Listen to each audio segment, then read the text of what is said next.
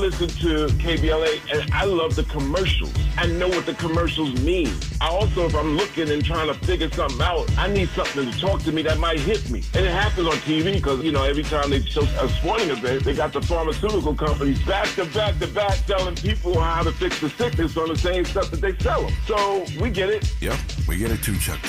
And that's why at KBLA Talk 1580, we don't black down. Drop it! Our freedom of speech is freedom of death. We got to fight the powers that be. Fight the power! Fight the power! Fight the power!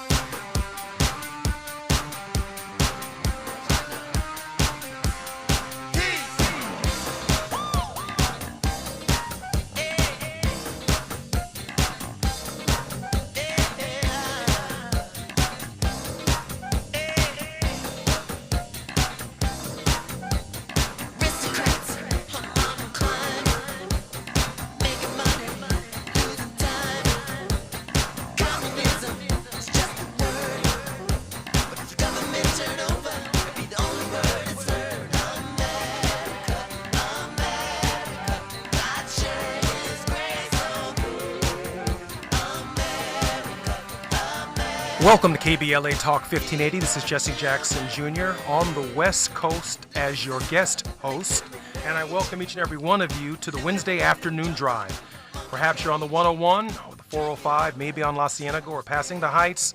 A shout out to you and your family as you safely make your way home.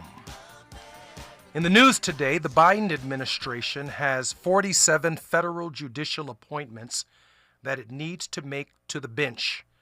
Donald Trump has instructed the Senate to not consider these appointments so that he can continue the rightward drift of the federal judiciary. Because many of these senators are trying to become cabinet members in the Trump administration, a number of them are missing votes. And today, Democrats were able to move several appointments through the process, separate and apart from the former president's wishes. J.D. Vance has now weighed in, and other Republicans are weighing in, demanding that Republican senators make their way back to Washington, stop jockeying for positions in the Trump administration, and do their jobs. Between pardons and appointments, there's a lot that's going on in Washington, D.C., a lot going on in our country. Democrats are now looking for a new leader at the DNC. Sean Diddy Combs today is in more trouble than he was yesterday. Kamala Harris is on vacation in Hawaii, and we may very well need her vote in the Senate to advance more judicial appointments for Joseph Biden. Now, as we've done each and every day, I'm going to lay some groundwork for the week, what remains of the week, so that every day we know where we are and where we're going. I'm proud in this hour that Andrew Carl, Associate Professor, University of Virginia, his research focuses on social, political, and environmental history of real estate. He will be joining me in the first hour of our program. Carl's first book, The Land Was Ours, examines African-American beaches from Jim Crow to the Sun Belt South. His current work examines the history of discriminatory taxation against African Americans and explores the shadowy world of tax lien investing, its impact on urban minority neighborhoods, and its role in shaping real estate markets. Professor Carl is a historian, and he's therefore a man after my own heart. Jamar T. Brown will also join us, a young political strategist, organizer. He serves as state field director for Planned Parenthood, Texas Votes, Planned Parenthood statewide advocacy arm that engages in grassroots supporters to fight for and protect and expand access to reproductive health care. Prior to joining Planned Parenthood, Jamar worked as field director on a state delegate campaign in Maryland, developed and directed voter contact files that led to a first-place finish in a 5-way Democratic primary. Jamar is going to be in great demand going into 2020. 26 and beyond, because these are highly technical races, and I'm going to be grateful to welcome Jamar Brown to the first hour of our program. In the second hour, we will be joined by Sharon Reed, who began her journalistic career on the nationally syndicated program American Journal. She is a very, very serious journal, and she's going to be joining me with one of my very, very unserious friends, George Wallace, American comedian and one of the funniest men who's ever lived. But with that said, I want to put our entire program today in a particular context. Why was Harriet Beecher Stowe's Uncle Tom's Cabin the best-selling book of its day? Despite his substantial progressive contribution to the nation's economic growth, why is former Supreme Court Justice Roger B. Taney known for only one thing? Dred Scott. Why did Alex Haley's made-for-television movie break all kinds of records? Roots, a best-selling book, a record for viewership.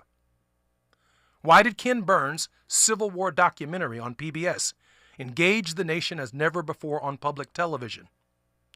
Why did the beating of Rodney King and the death of George Floyd and its aftermath and the O.J. Simpson murder trial and its verdict and what will be the P. Diddy trial so grip the country? There are a variety of reasons, I'm sure, but central to all of these is one issue: race.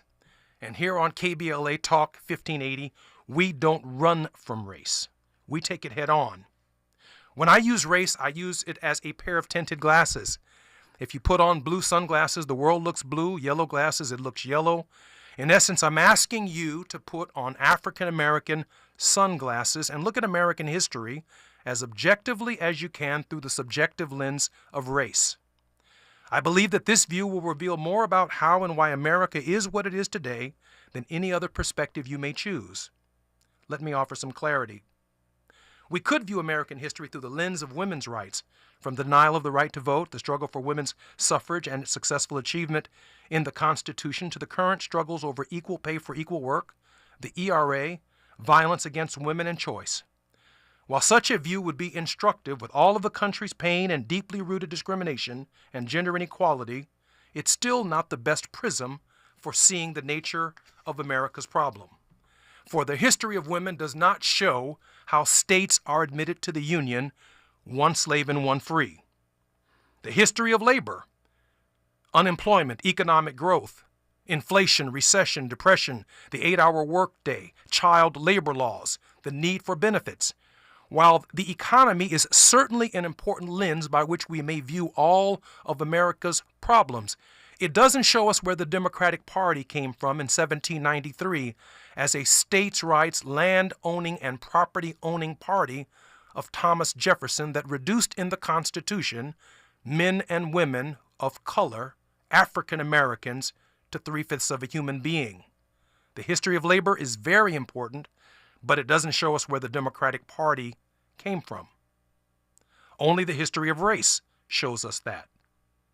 Where did the Republican Party come from in 1854? Ripon, Wisconsin, stopping the expansion of slavery into the western states. Abraham Lincoln became its first presidential candidate in 1860. 13 states chose to leave the Union upon his election. Where did the arguments intertwine race and states' rights come from, except 13 states decided to no longer be part of the United States of America because of race? Not because of migration, not because of immigrants, not because of the LGBTQ community.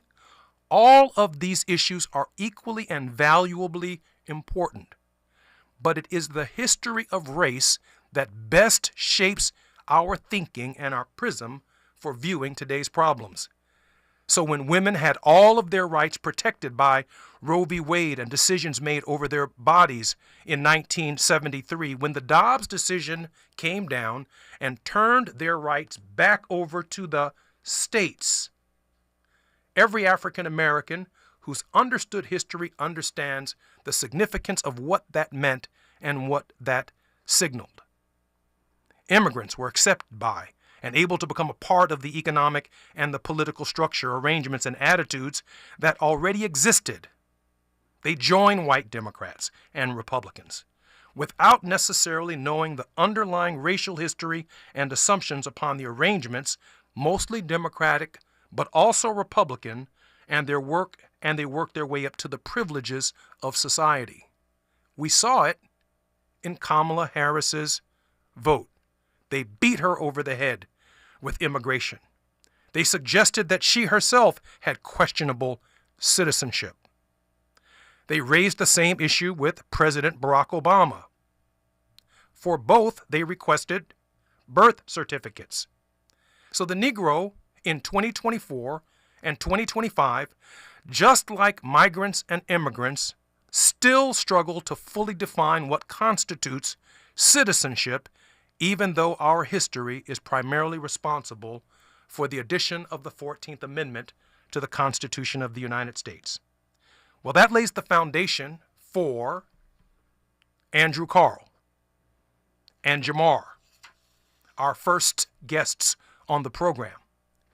Mr. Carl's work, Professor Carl's work, shows how taxation through liens, through property taxes, over long periods of time have worked against African Americans.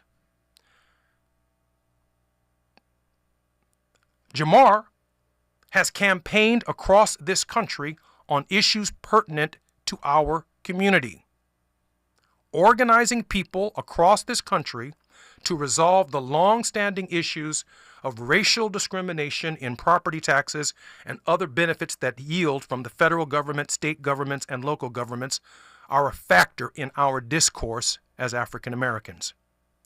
When we come forward, we'll be back with Professor Carl and Professor Jamar Brown.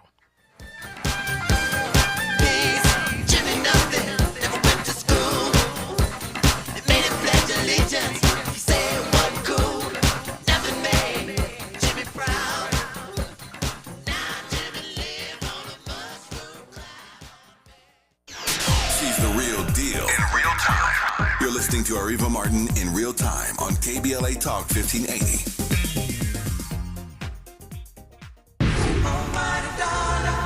Are you an entrepreneur looking to take your business to new heights? KBLA Talk 1580 is your partner in success. Every day, we celebrate and elevate Black-owned businesses across our community. Our KBLA SMB Marketplace currently features The Cookie Dip, Bad Ash Bakes, Hair Concoction, Higher Education Accreditation Consulting, LACC Radiology Technology Department, and Malik Books. Your business deserves to be heard. Let KBLA Talk 1580 amplify your voice and connect you with our powerful community of listeners. Email smb@kbla1580.com today. That's smb@kbla1580.com. At KBLA Talk 1580, we've got your black. We're thrilled to announce that the Dear Future Wifey podcast is now available on the Urban One Podcast Network. This show, hosted by Latiris R. Whitfield, explores the journey of discovering and rediscovering love and relationships. With over 500,000 subscribers on YouTube, Dear Future Wifey has become a prototype for discussions about love and relationships. Learn how to rediscover love, heal, and have faith in relationships. Go to urbanonepodcast.com or wherever you get your podcasts. This holiday season, Capital One reminds you to give yourself the gift of 1.5% cash back with the Capital One Quicksilver Card. Can I earn 1.5% cash back on birds? Birds? What if you sent your true love 2 turtle doves plus a partridge in a pear tree? Sure, but why would anyone want that? The song was very convincing. Earn 1.5% cash back on all your holiday purchases with the Capital One Quicksilver Card. What's in your wallet? Terms apply. See CapitalOne.com for details. You've got a Pepto predicament, moviegoer. Hey, I can hear your stomach grumbling. Sorry, I ate that entire tub of popcorn with extra butter. You overdid it, and now your movie has turned into a blockbuster bellyache. Undo it with Pepto. When you have nausea, heartburn, indigestion, upset stomach, diarrhea. Pepto Chewables provide fast 5-symptom relief, so you can focus on the action on the big screen instead of in your stomach. When you overdo it, undo it with Pepto. Use as directed. Keep out of reach of children. An official message from Medicare. Medicare plans change from one year to the next. And this year, it's important for you to review your current coverage and compare all your options during Medicare open enrollment. Compare health plans, drug coverage, and costs. See if you can save some money, and don't forget to make sure your drugs are covered. Open enrollment ends December 7th. Visit Medicare.gov or call 1-800-MEDICARE. Paid for by the U.S. Department of Health and Human Services. The way we spend our time defines who we are. You're listening to Areva Martin in real time on KBLA Talk 1580.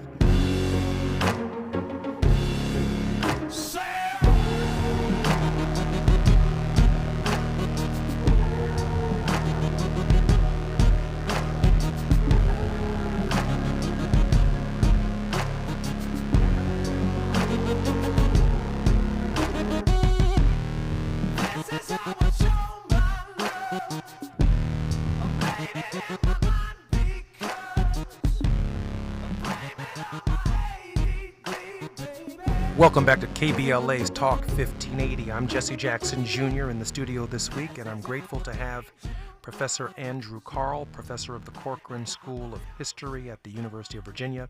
He's also author of The Black Tax. Also, Jamar Brown, former executive director of the Texas Democratic Party and current executive director of Color of Change Political Action Committee. Gentlemen, welcome to KBLA Talk 1580. Good to be with you. Good to be with you. I got a few promotions, apparently. Yeah, I know. I made a professor out of you today. Thank you for being patient with me. You're on your way, Jamar. Professor Carl, let me begin with you. Break it down for us. I certainly pay my taxes on time. I know millions of people across this country who are African American, people of color, who pay their taxes on time. But you make the case very convincingly that there is a black tax in real estate. Share with us the foundation of your work. Yeah, I mean, we are familiar with the history of racial discrimination, inequity, and housing market, the way the history of redlining, of exclusion, and segregation. And one of the things that I show in my work is that local tax systems reinforce all those problems. And they actually incentivize segregation both in housing markets and in schools. And simply, local property taxes tax black neighborhoods at higher effective rates than they do white neighborhoods. African Americans have to pay more while also getting less when it comes to the public goods and services that local governments provide. So I've looked at this long history and looked at how it shapes so many of the struggles that have been fought over the past century, whether it be over schools, whether it be over clean water, clean air, safe neighborhoods. So much of that comes back to how we raise and spend the public's money. And quite frankly, it is structurally unequal. It's a problem that's been hiding in plain sight, and it's one that we need to start looking at, especially now, given that we can't wait for Washington to solve our problem. That is a mess, and we need to start focusing on, working at the local level to address the issues that are affecting people's daily lives, and that begins with the places where we live and the money that we give to local governments. Professor Carl, when I was in Congress, I ran in 1995, served 17 years in the Congress of the United States, and one of the strongest arguments that I made across my campaign was that economic argument right there. It was really simple, though. The south side of Chicago and the south suburbs were not growing like, did not look like, did not have the same quality of schools, and real estate values were different than the north side of Chicago and the northwest suburbs. A structural tax problem where 3 people drive from the south side of Chicago to the north side of Chicago pursuing one job in that area, while every day people from the south side are moving north. No one is bringing tax dollars to the south side of Chicago because of the extraordinarily high unemployment and the lack of industry and lack of growth. This structural problem has to be examined at the local level.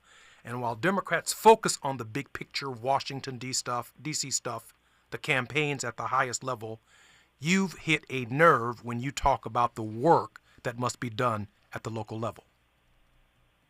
Yeah, I mean, thank you for your service in Congress. I mean, Chicago is an exemplar of these inequalities and the festering segregation that eats away at our democracy, and how, we need to be able to fight for our communities, our neighborhoods, and need to sort of focus on how we can sort of tackle these issues right in our backyards while fighting these bigger national struggles. So there are 3,000 plus counties across the United States of America. It seems to me that to address the structural tax inequality problems, the remedy, or the only remedy, albeit a more difficult remedy, is a change in the Constitution that guarantees every American the right to fair taxes, to the fair treatment of their taxes.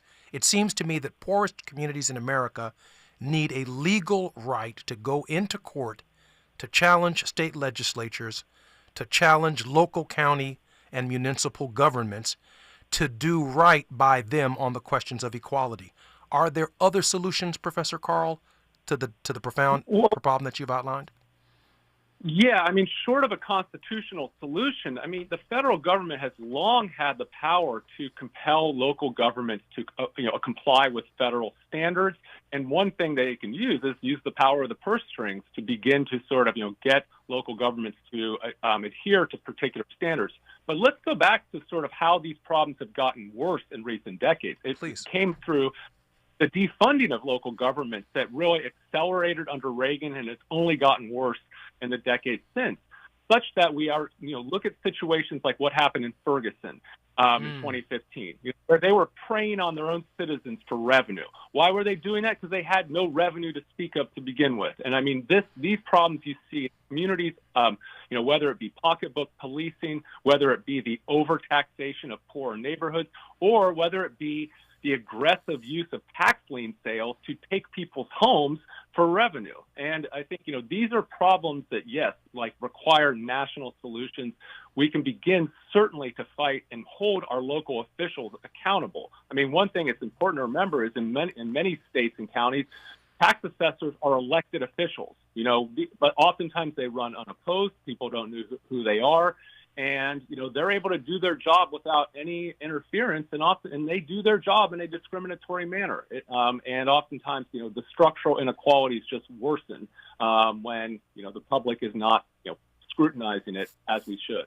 I do want to raise this question because this takes place obviously in a political context, and that is that we just got finished with an election where it is clear that states' rights and local control is in ascendancy, while the federal government itself seems to be heading in the opposite direction. That is, the idea of more federal legislation to bring about equality may not be offered by this Congress, this Senate, this president, and it certainly may not be ruled constitutional by the court.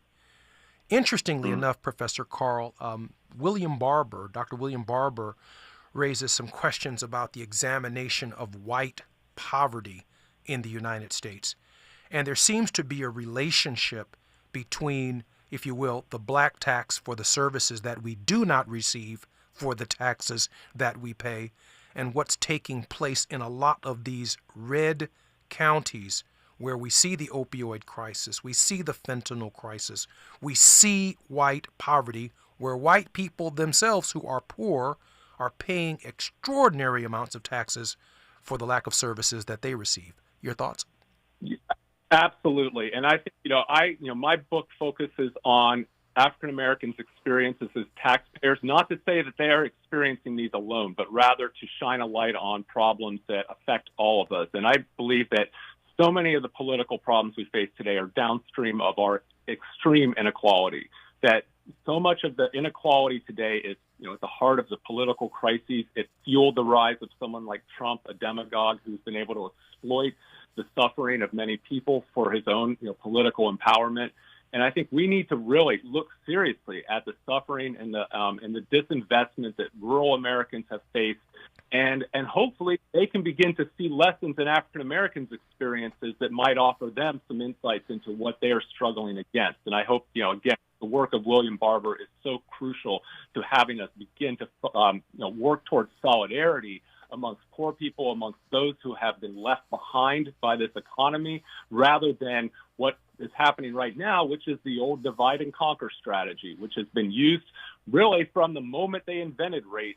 Was, the purpose was to divide people at the bottom so that those at the top could rule unchallenged. Jamar, when we come forward, I want to turn to your political strategizing, your political organizing, and to help us in this conversation shape the language between the reality of the black tax and the reality that these red counties that we lost have more in common with the urban poor, with those who are overtaxed, and what kind of language, Jamar, it's going to take, and maybe even what kind of messengers it's going to take in order to build that coalition.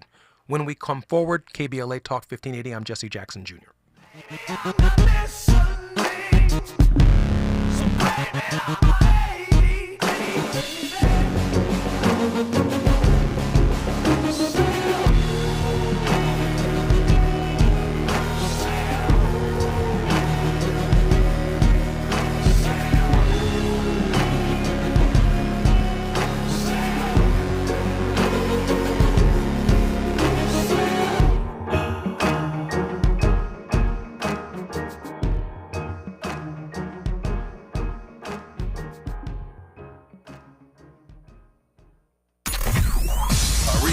Is the right time. More of Areva Martin in real time when we come forward. I'm Amber Payton with 4 things you should know from BIN News. The defense in Daniel Penny's subway chokehold trial began Tuesday, highlighting Penny's background and a black man, Jordan Neely's mental health struggles, including schizophrenia and drug use. Penny's mother testified about his upbringing. The trial resumes on Thursday. The illegal immigrant convicted of killing Georgia nursing student Laken Riley is being sentenced to life without parole. Jose Ibarra was found guilty on all 10 counts by the judge who handed down the verdict after Ibarra waived his right to a jury trial. The case drew national attention and was a focus of the presidential election. Roughly 11% of Americans have high cholesterol. That's according to a new report by the U.S. Centers for Disease Control and Prevention using data from 2021 to 2023. And Black Maryland Attorney General Anthony Brown and a bipartisan group are urging Congress to pass the Kids Online Safety Act this year, citing youth mental health concerns tied to social media. Get BIN News on demand 24/7 at BINnews.com. Over in Irvine, expect a 30-minute backup on the 5 North between Highway 133 and the Disneyland Drive Ball Road interchange that continues for the evening. Also, Anaheim Hills, expect a 45-minute traffic jam from Highway 57 as the left lane is currently blocked on the 91 East, the Ware Kennedy Road, Yorba Linda Boulevard interchange. If you're in Sherman Oaks, watch for slowing up to 30 minutes currently from Las Virgenes Road as an accident is on the right shoulder of the 101 South after the 405. Also, Diamond Bar's 57 South at Grand Avenue, accidents on the right shoulder, and slowing is coming from Temple. Topping off a dessert or swirling it onto hot cocoa, Ready Whip is here to whip up some holiday cheer. Ready Whip is made with real cream, so pick up a can or 2. Ready Whip. This is the KBLA Sports Minute with Ray Richardson.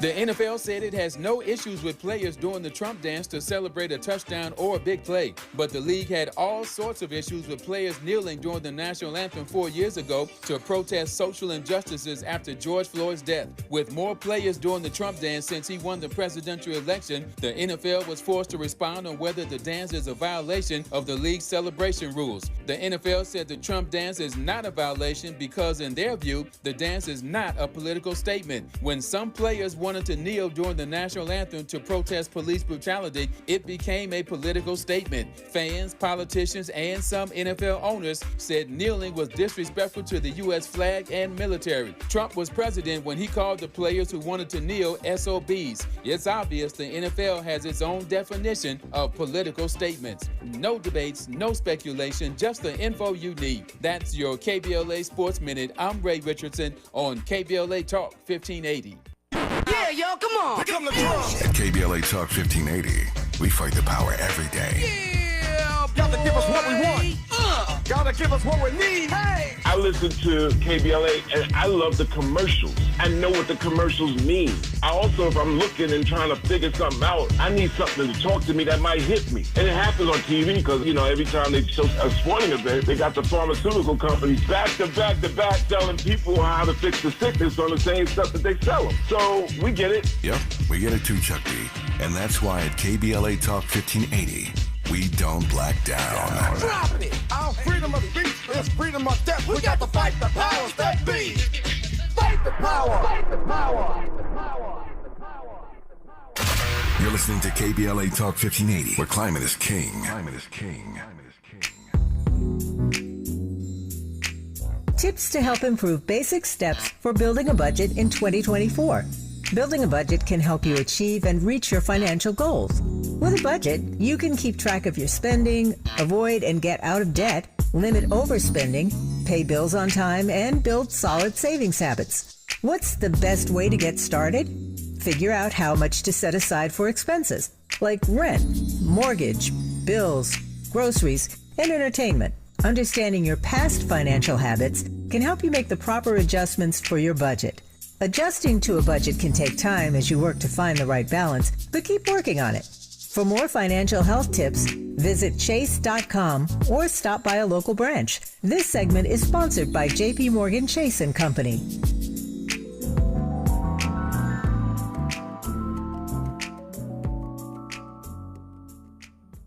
Did you know that streaming music, ebooks, audiobooks, movies, and more is available for free from the Los Angeles Public Library? With your library card, you can access the latest music and movies, audiobooks and ebooks, graphic novels, comic books, magazines, and more. If you don't have a library card and live in the city of Los Angeles, you can get a digital card online for free. Check it out at lapl.org/emedia. That's lapl.org/emedia.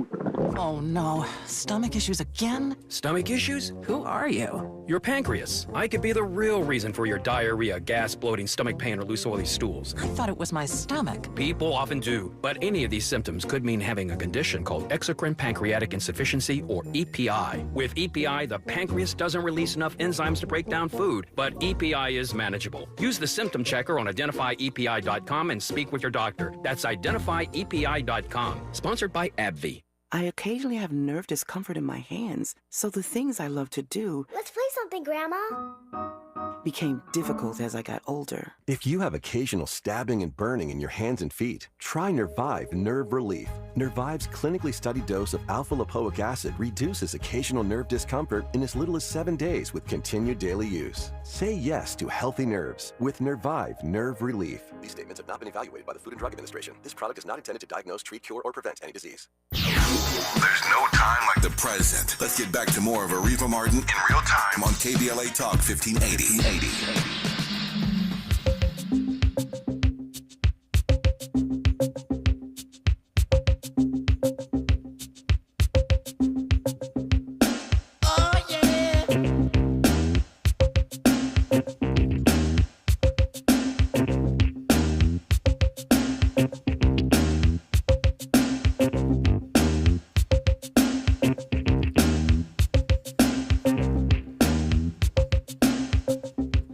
France, a skinny man died of a big disease with a little name.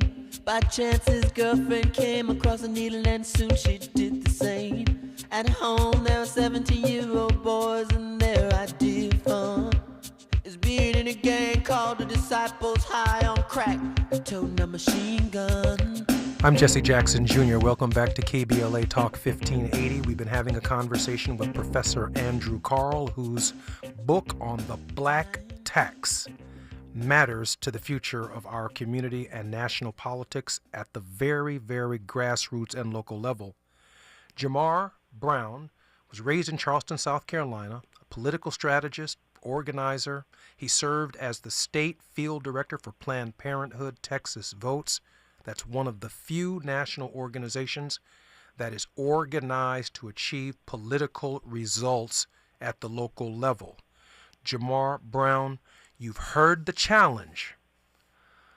What is the message that connects those victims of the black tax with what's taking place in rural America?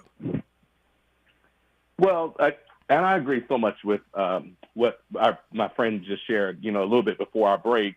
What we found in this election, particularly at the presidential level, is that people still, in a lot of cases, there's racism, misogyny, and a lot of things that played into the election. But people also vote with their pockets.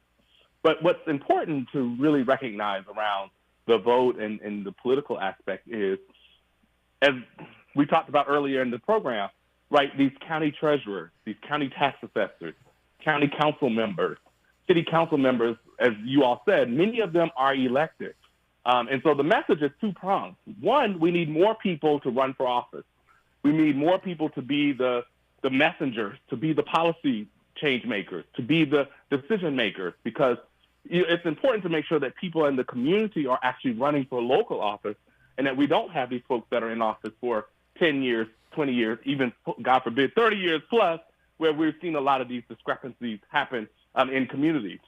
The second thing that I think is important to recognize for folks is when we talk about capital for small businesses, when we talk about funding education and opportunities, when we talk about having access to health care, just to your point about rural America, where we're seeing hospitals closed left and right in rural communities across the country, particularly in the South, in order to have stable funding for resources, we do have to change what the tax code is.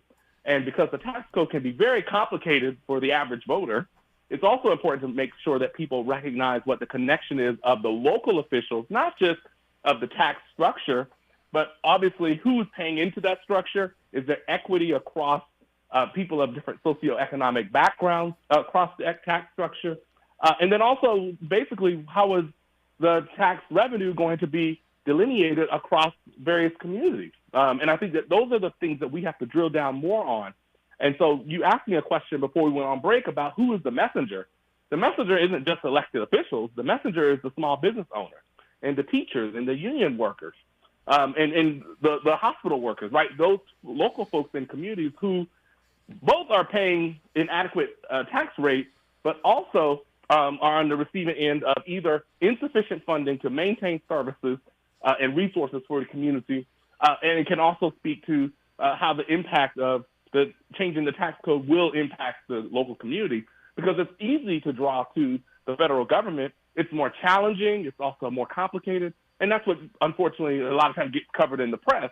But the local races, the local leaders, and cultivating those leaders, both either to run for the office or to be the messenger, I think is going to be important going forward, because, as you said before, we're not going to see a lot of bills about equity and equality and fairness come out of this Congress, but that is set up by design, and we still have state and local governments to use as leverage, even in a situation where people may feel they don't have power. So, Jamar, and so I think that those pieces are important. First of all, I agree with everything that you've said, and I think you've said it so well. I just want to make the case that when I ran for office, I had to build a coalition between the urban communities of my district on what was clearly a black tax, and the absence of jobs, revenue, tourism to the south side of Chicago and south suburbs, which was overwhelmingly being shifted to property owners in predominantly suburban white working class communities to fund education. The burden was what it was. Now, what I didn't want to do as someone running for office, even if I were running for local school board, was have one conversation on the black side of my congressional district, which was, hey, there's a black tax. I can't then go to the suburbs and say, now I want to talk about the white tax. right? That there are no businesses here. So somewhere down the middle of that, so I can give one speech, one winning message that brings the urban core and the rural core, Professor Carl, together. It's somewhere in the fair tax language with the understanding that in the black community there is this tax, and in this community it's also suffering from service deficiency as well, and overtaxation. How do we strike that balance, Jamar? Well, I think the piece that you have to really strike here is you have to really define what is fairness, ultimately, at the end of the day, right? When you say a fair tax, what does that mean for your community? Because in your situation that you just outlined, potentially some of that is gerrymandering, and that's a whole nother conversation, right, for another show. Right. And so if you're in a district that has both, rural, suburban, and also even urban communities, a lot of that's another political system that we just don't have time to tackle right now. But I think the piece is about fairness. And so, for example, in Wisconsin, they actually just passed fair districts. And actually, they were able to actually flip a few seats, really digging into deeper about fairness. How do we make the system fair for everyone, across the board? And so that's why the conversation about where the revenue goes, but also who the messengers are that you can uplift is going to be super important, right? Because in that political dynamic, if you're in one side of town talking about the black tax, and on the other side of town you're talking about the white tax, the fair tax is saying we need the local tourism person. The fairness is we need the local hospital worker. We need the local small business owner, right? Somebody who they know and can see and trust and really relate to, I think is going to be super important, and really drilling down on fairness. And we have to do a better job, too, as Democrats, quote unquote, right, of defining what these terms mean. What does economic freedom mean? What does fair taxes, fair opportunity, et cetera? What does all of that mean to the average person? And using people in local communities who have that experience and those connections and that understanding of how these systems work is also going to be helpful. When we come forward, I am going to continue this conversation with Professor, please forgive me for this, Andrew Carl and Jamar Brown. I do want to touch upon the All Red campaign in Texas, because here we had a candidate who had a unique opportunity to build the Coalition for Fair Taxes and build the Coalition for Fair Taxes. And I'd like to hear Jamar and Professor Carl's thoughts. When we come forward on KBLA Talk 1580, I'm Jesse Jackson Jr.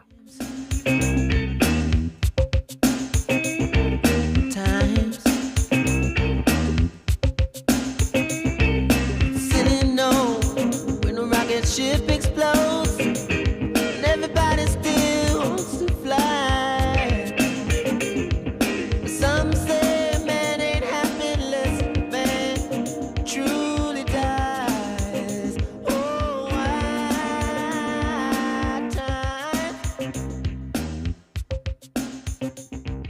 time. She's the real deal in real time. You're listening to Areva Martin in real time on KBLA Talk 1580. November is Youth Hope Month, shining a light on young people facing homelessness. Nearly 4.2 million experience homelessness in the U.S. Sanctuary of Hope is here to help. Join us for 2 empowering events. The SOH Freedom Summer Community Report Back on Thursday, November 21st, 6 p.m., and Interfaith Candlelight Vigil, November 25th, 6 p.m. Both events will be at the Sanctuary of Hope, 4003 West Adams Boulevard, Los Angeles. We honor the courage of transition-aged youth empowered by lessons of civil rights and justice. Hold a candlelight vigil that shines a light on the urgent issue of youth homelessness, uniting our commitment to a brighter future for all. That's the SOH Freedom Summer Community Report Back on Thursday, November 21st, 6 p.m., and Interfaith Candlelight Vigil, November 25th, 6 p.m. More info? Visit thesoh.org. That's thesoh.org. Add confidence to every holiday adventure and get it done with a rugged and capable Chevy truck or SUV. Find your red tag. Get 0% APR financing for 36 months on select popular Chevy models when you finance with GM Financial. Chevrolet. Together, let's drive. Offer available on all 2025 Equinox and 2024 Silverado, Equinox EV, Blazer EV, and Silverado EV models. Monthly payment is $28.60 for every $1,000 you finance. Example down payment 22.2%. Must finance with GM Financial. Some customers may not qualify. Not available with lease and some other offers. Take new retail delivery by 12/2/24. This is a story of the one.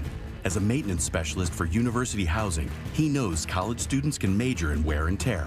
Plus, housing so many students doesn't leave a lot of room to house all the supplies he needs. That's where Grainger comes in. With over 1 million industrial-grade products and fast, dependable delivery, Grainger carries the quality products he needs so he doesn't have to.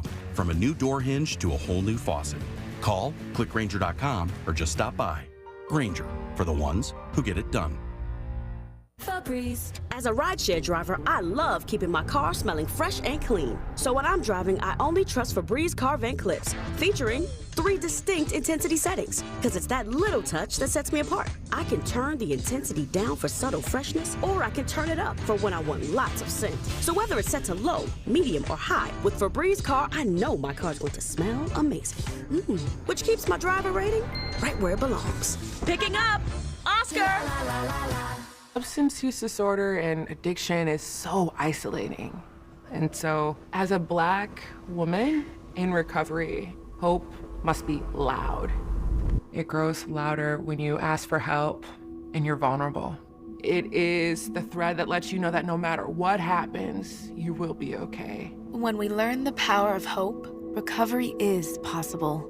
Find out how at startwithhope.com. Brought to you by the National Council for Mental Wellbeing, Shatterproof, and the Ad Council. The way we spend our time defines who we are. You're listening to Areva Martin in real time on KBLA Talk 1580.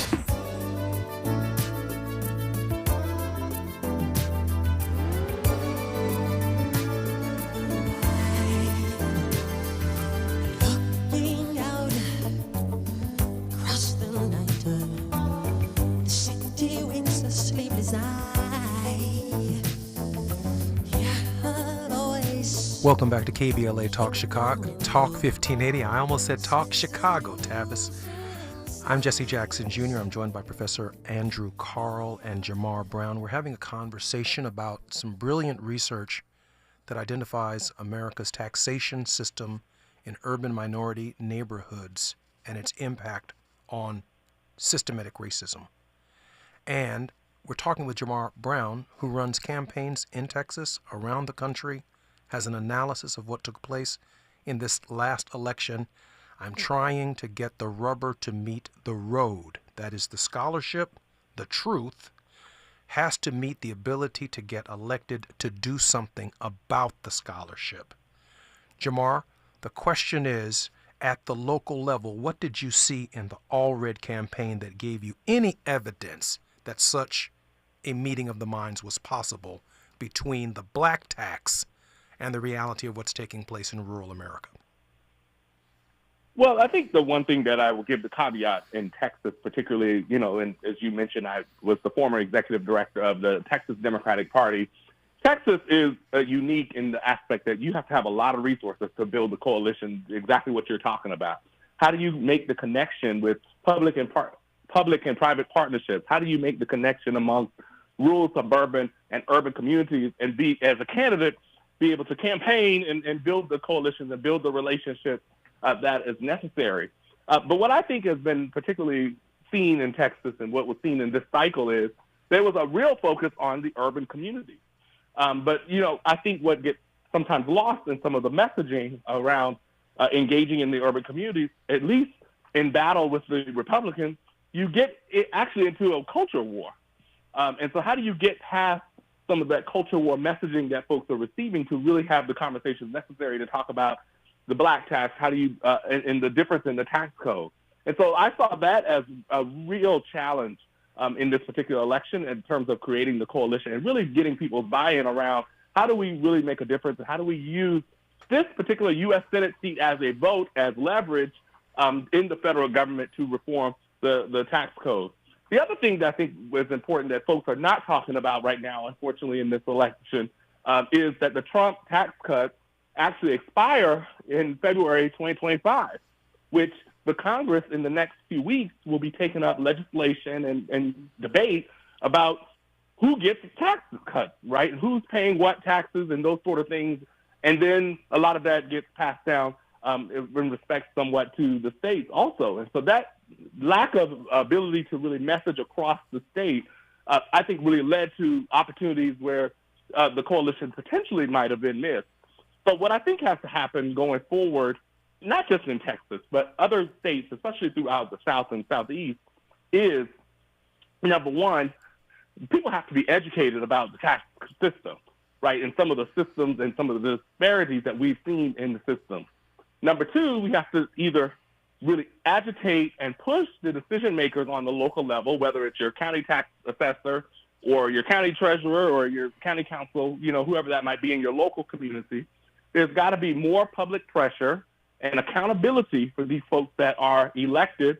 And accountability isn't just at the ballot box, it's also in their 4-year term that they're serving.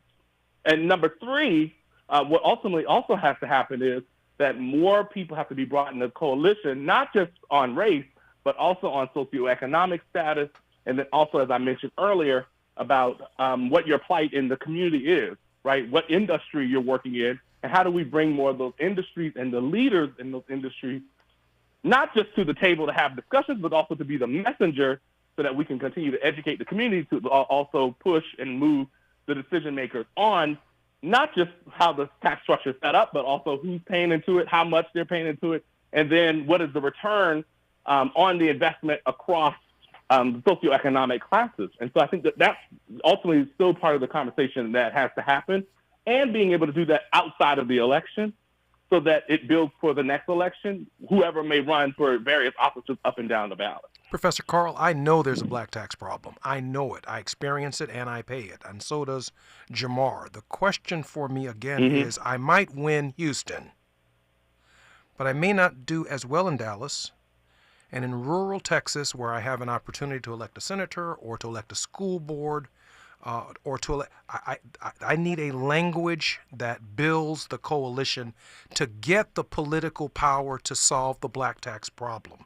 And it may not be a commercial that's well funded by some public interest group that says Jesse Jackson Jr., by the way, that name alone would be a problem in Texas, is running to stop the black tax. Well, now I lose everybody, even though the idea is generally that they have a tax problem and I have a tax problem. Professor Carl, help me with that language. Well, here's what we need to really start doing is making a positive argument for public goods, for the reinvesting in the public. And I think, so much of our society now is so fragmented, we're so isolated, and we've lost faith in the ability to actually do things collectively. And as long as we're sort of locked in this mindset where taxes are just something that we cut, then, the right is always going to be winning that argument. And who's going to win in the end are the rich people, the people who ultimately benefit the most from tax cuts.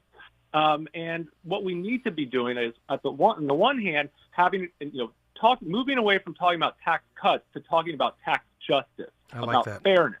Mm-hmm. And also we talking about the positive things that come from where our tax dollars go. And actually, and also ensuring they do go to good things like reinvesting in public schools, reinvesting in our communities, reinvesting in the goods and services that we have just systematically shredded over the last several decades. And I think, too often the Democrats run away from this issue. They want to say me too when it comes to tax cuts, when we should actually be making a robust argument for why we need to reinvest in this society and reinvest in this country that is, fraying at the edges right now. I mean, it's not just bridges crumbling and city water systems that are collapsing.